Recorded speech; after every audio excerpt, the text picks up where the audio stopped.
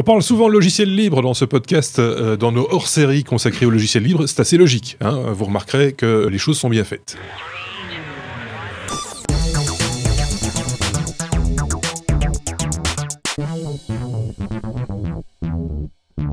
Et pour parler logiciel libre, on a avec nous Sébastien. Salut Sébastien. Et puis également Xavier, qui pour cette série de hors-série, comme on a l'habitude de dire, s'est joint à nous pour parler. Et on arrive déjà au bout du 10e hors-série consacré au logiciel libre. Ça semble vous plaire toujours autant, donc il y aura sans doute des suites plus tard dans le temps. Donc restez-nous fidèles et n'hésitez pas à commenter ces podcasts. Ça se passe en dessous en général, c'est là qu'on met les commentaires, ou envoyez-nous des petits messages via Twitter ou Facebook.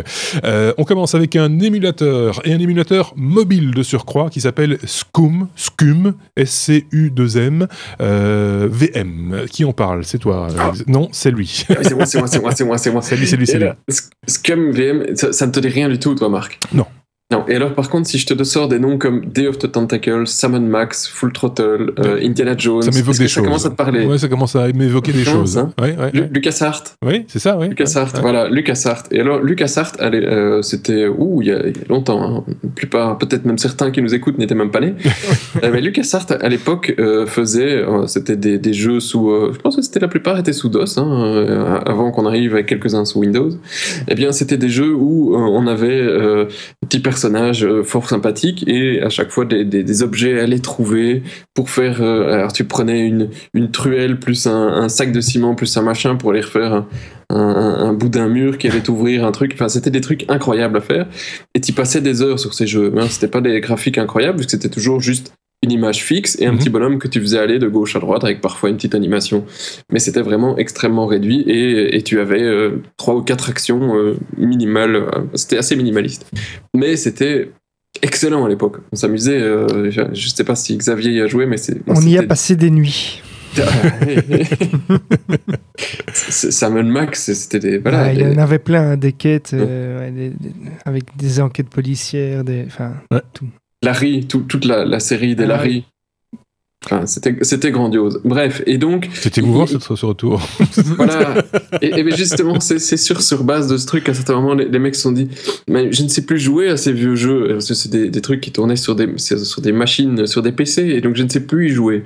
Et LucasArts ne ressort pas ces vieux jeux. Il en a ressorti quelques-uns, hein, il y a un petit peu de pognon à faire, mais il n'y a plus moyen d'y jouer de manière officielle. Et donc, ils ont fait cet émulateur pour utiliser le système Scum, parce que Scum était le truc sur lequel LucasArts se basait pour faire ses jeux, hein. Donc, c'était un système à LucasArts, et avec un langage de scripting derrière et tout le bazar. Donc, c'était un truc assez sympathique pour l'époque. Et donc là, ça vous permet de rejouer à ces tout vieux jeux sur Windows et d'autres plateformes. Mais voilà, c'est pour les nostalgiques, parce que c'était jeux dont l'humour n'a pas vieilli, mais le graphisme a un peu vieilli. Oui, c'est ça. Donc, je suis la petite larme que j'ai à l'œil. Oui, c'est ça. Monkey Island, tu vois, Monkey Island. C'est une petite Madeleine de Proust. Hein? Bon, ok, super. La suite. Alors là, c'est totalement imprononçable. Quand on dans le logiciel libre, il y a deux constantes, c'est que les logos sont moches, les sites sont moches, et c'est moche en général. Ça, c'est la première constante. Et la deuxième constante, c'est que les noms sont souvent imprononçables et pas sexy du tout. C'est le cas ici de Sabon. Ouais, moi, je vais laisser Seb parler. D'accord. Oui, alors, il y a même parfois encore des noms plus amusants qui... alors, je sais plus, je retrouve plus le nom, mais quelqu'un pourrait nous le remettre dans le commentaire, du fait que dans ton acronyme, la définition de ton acronyme reprend ton acronyme. Ça, c'est encore un jeu qui est effectivement très utilisé dans le livre. Ici, c'est pas le cas. Bon, c'est SABNZBD. Alors SAB, oui. voilà, et NZB, donc c'est en 3 morceaux, c'est un daemon pour aller chercher des fichiers, pour pouvoir utiliser des fichiers NZB. Alors ça va avec le logiciel dont on parlait dans le podcast précédent, des logiciels libres, avec Seedbird. Seedbird va chercher un fichier NZB, donc je rappelle qu'il était un index pour aller chercher des morceaux de fichiers dans des newsgroups. aller dans tous les détails des newsgroups, sinon on n'est pas couché.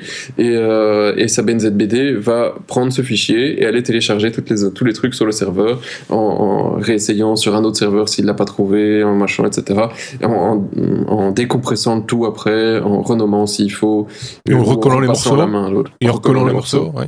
Parce que c'est fait avec des milliers de morceaux. Lui, il recolle tous les morceaux, il leur fait tous les fichiers, et puis après, soit il décompacte, il renomme, il envoie dans un répertoire, soit il renvoie à Seedbird qui, lui, va faire la suite aussi. D'accord. Donc voilà, les deux vont ensemble, mais je vous les ai séparés comme ça, on allonge un petit peu sur. Tu nous rappelles le nom? Oui. Alors c'est SAB NZBD. Donc n'hésitez pas à nous, enfin sur le site, de toute façon on mettra le lien sur lestechno.be et c'est mieux comme ça. Parce que très honnêtement, on ne sait pas le faire. ReactOS. ReactOS.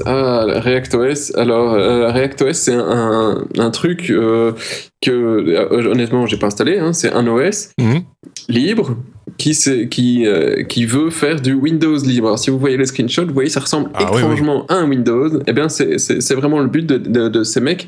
Ils veulent refaire un Windows NT en réécrivant de la première à la dernière ligne du truc, en étant totalement libre. Moi, j'allais dire que ça ressemblait à du Windows 2000, mais effectivement, ça pourrait être du NT aussi. Ouais, c'est un Windows NT. Ouais. Et donc, ça va fonctionner sur des machines qui sont un petit peu plus légères. Si tu n'es pas obligé d'avoir une bête pour pouvoir faire tourner ça. Avec des vieux 32 bits s'il faut, parce qu'il y a encore des processeurs 32 bits qu'on peut... il y en a encore, et aujourd'hui tu ne sais plus installer grand chose dessus, et donc plutôt que de jeter ta machine, eh bien tu vas pouvoir utiliser ReactOS. Alors tu peux réutiliser même les DLL de Windows, si tu veux tu peux les prendre, et ils vont fonctionner plus ou moins en partie. C'est pas un truc qui est totalement fini. C'est encore alpha. C'est encore du développement complet, ce truc. Donc vous l'installez pas ça sur votre machine en disant je vais remplacer Windows par ça. C'est pas un OS stable pour tous les jours. C'est un OS encore de développement pour s'amuser. Mais il y a moyen déjà de faire tourner des trucs comme Firefox, Unreal Tournament, Nero, Happy World, des trucs comme ça. Donc il y a déjà toute une série d'applications qui fonctionnent en totalement stable ou pas. Voilà, alors c'est encore à développer, quoi. Mais ils sont en plein dedans. Ça a commencé il y a presque 20 ans, mais pour écrire tout un Windows quand t'es avec une petite poignée de gars versus ceci tous les gars de Microsoft. Aujourd'hui, si vous avez des applications à faire tourner sur du Windows NT, je pense qu'une version de Windows NT à télécharger et bien craquée, ça doit pouvoir se trouver, non? C'est mal. C'est mal. J'en suis conscient. Ça, c'est libre. Et ceci, c'est libre, et moi, ce que je dis, c'est mal. Mais bon. Il y a d'autres trucs, si vous voulez faire tourner des logiciels sur du Linux, des logiciels Windows. Il y a des Wine, dont on pourra parler un jour aussi. Il y a d'autres possibilités. Non, mais ici, c'est pas la philosophie de faire tourner des trucs pirates. C'est justement pour se libérer, contourner, c'est ça. Délivrer. Des bouchées. Effectivement, voilà, encore une bonne idée, pourquoi pas. J'ai l'impression que c'est plus pour la forme et pour l'exercice de style, moi, que pour vraiment quelque chose de très fonctionnel. Enfin, c'est mon opinion, mais je peux me tromper.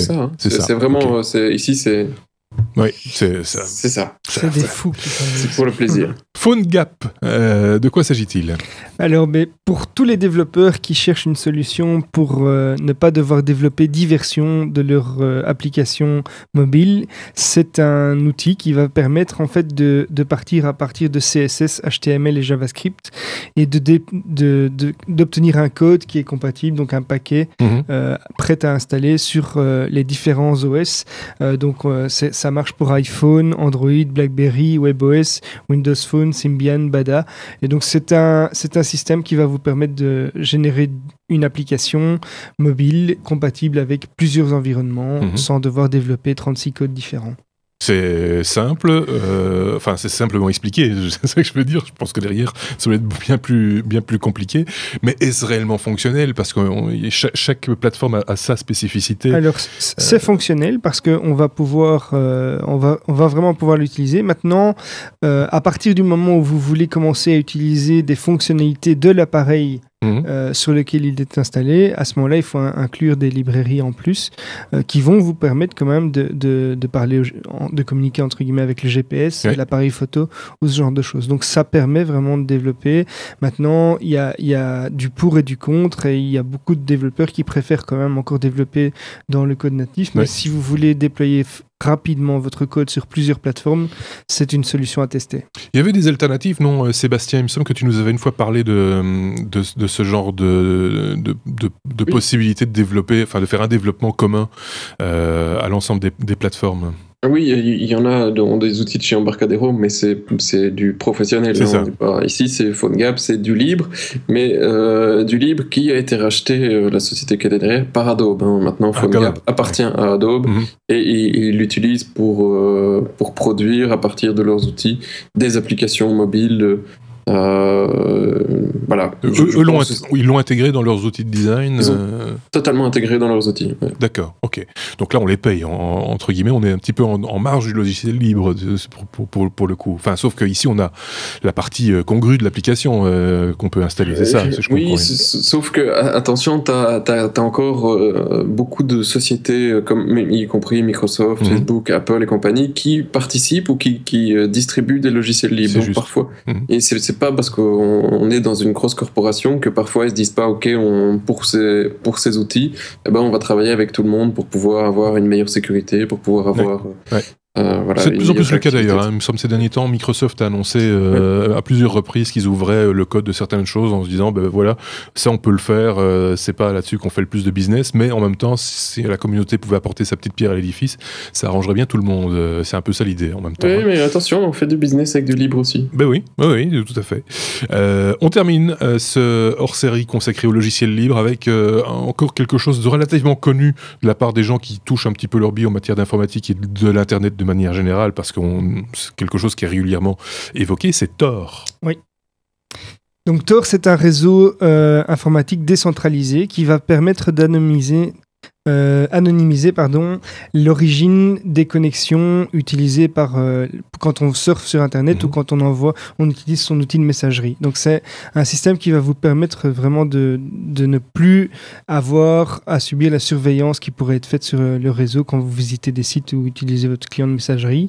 Comment est-ce que ça se passe? Le système va utiliser des nœuds, donc des serveurs qui se trouvent un petit peu partout dans le monde. Il va passer par un ou plusieurs serveurs avant de finalement sortir vers la destination que vous voulez utiliser, et donc il est plus possible de tracer réellement, ou en tout cas ça complique fortement la chose, de tracer la source de la communication. Est-ce que c'est ce qu'on pourrait appeler une des portes d'entrée du dark web ou du deep web ou pas du tout? Oui, tout à fait. C'est ça, en fait. C'est ce web underground où il peut se passer le meilleur comme le pire. Effectivement, mais donc c'est utilisé par des activistes, par des personnes qui habitent dans un pays où les communications sont surveillées. Il peut y avoir plusieurs raisons d'utiliser un tel outil. Et évidemment, comme dans beaucoup, c'est utilisé aussi bien pour le côté positif que très négatif. Les réseaux pédophiles, ce genre de choses, le terrorisme, dit-on aussi, paraît-il, passerait par ces chemins détournés. Seb, est-ce que tu fréquentes ce genre de choses? Non, je fréquente pas Tor, ni les sites terroristes, ni des trucs comme ça. Je parlais de ce web caché profond, on va dire. Non, mais Tor ne fait pas que ça.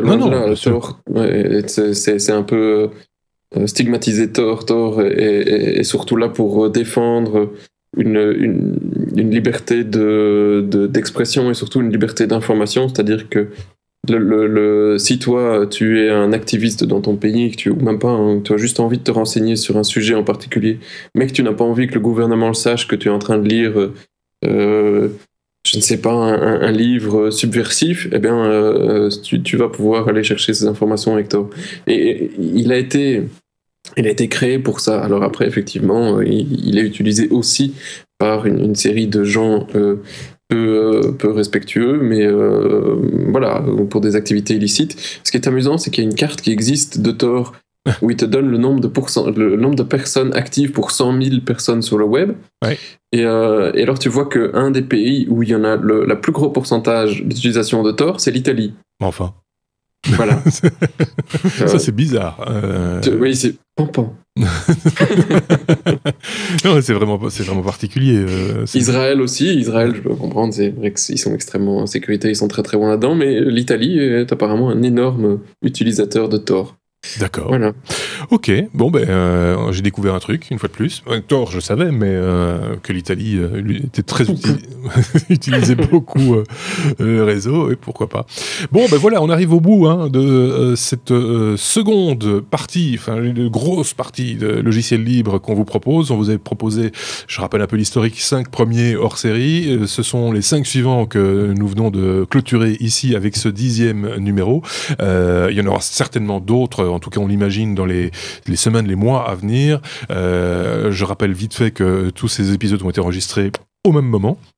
Et que donc forcément on met un petit peu de temps à réagir par rapport à vos commentaires, surtout s'il faut réagir en une vidéo ou un commentaire comme on le fait ici en face à face ou presque. Merci en tout cas à Sébastien pour cette très bonne idée et ces bonnes sources également, les bonnes sources également de Xavier. Merci à toi et à très bientôt bien entendu. Salut.